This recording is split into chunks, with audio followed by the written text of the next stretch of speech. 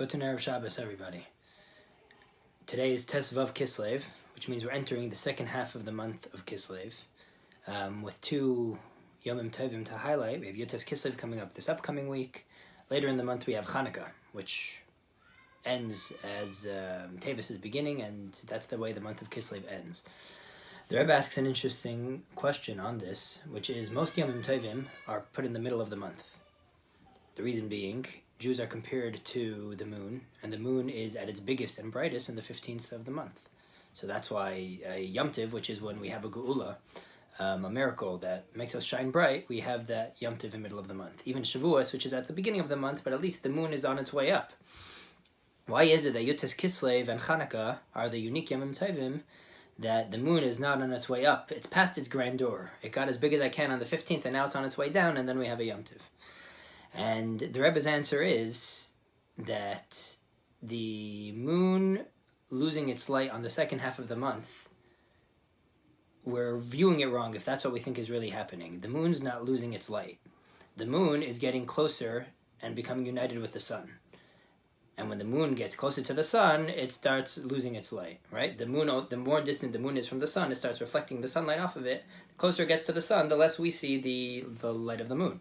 So it's true the moon is what looks like is shrinking, but in reality the shrinking process is only when we look superficially. In reality it's getting much closer to the sun, and therefore we see less light. But the moon is getting much closer to the source of light. Similarly, if I may, we could connect this to the time we live in. We've been promised Mashiach's coming, and Lubavitch was on a roll for years, and Yidden were heated, going on shlichus, on fire with the Rebbe's Torah, and Geula didn't happen yet. And it looks like, we start staling out. There becomes a lot of darkness, a lot of questions, especially by teenagers, young people, a lot of confusion, a lot of self-doubt, still with a lot of commitment. Everyone's very committed to their shlichus, committed to their avodah. People are very committed, chassidim. Just there's a lot of darkness, and we wonder that it seems like this is, if Hashem wanted to do it right, bring it when there's big, bring Geula when things are beautiful, when things are on fire. Why is it now that we're at a time that things just seem to be going darker, the pain, the confusion, the cynicism that people are going through runs so deep and so paralyzing?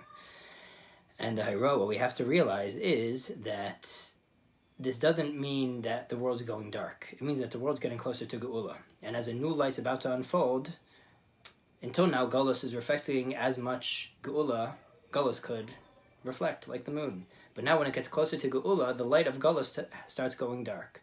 The light that Galus reflects goes dark because Galus is getting closer to the source of light. And you see this in people. You see this in some people that even if it looks like they're going through a lot of struggles, just intuitively, they think much more Geuladic about Judaism, much more expansive about Judaism, much more holistic, genuine, non-judgmental about their Yiddishkeit than people that don't necessarily have those struggles. Because the struggle, we're viewing it wrong if we view it just as darkness. The darkness is a symptom that Galus is like an egg. The eggshell cracks for the chick to emerge. Galus has to crack away as Geula emerges.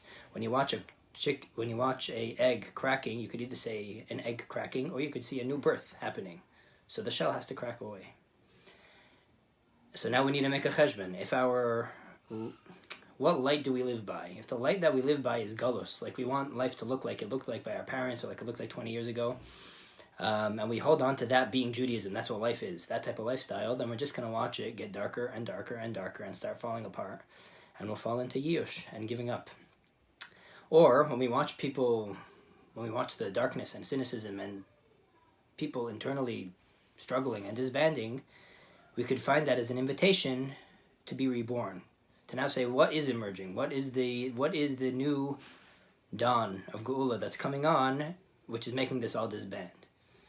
We could either despair from the falling apart of what was, or we could, as we see that falling apart, we could invite something much newer, fresher, bigger, and more infinite into our lives. Have a wonderful Shabbos, and a wonderful Chodesh, and a wonderful Yom Tovim.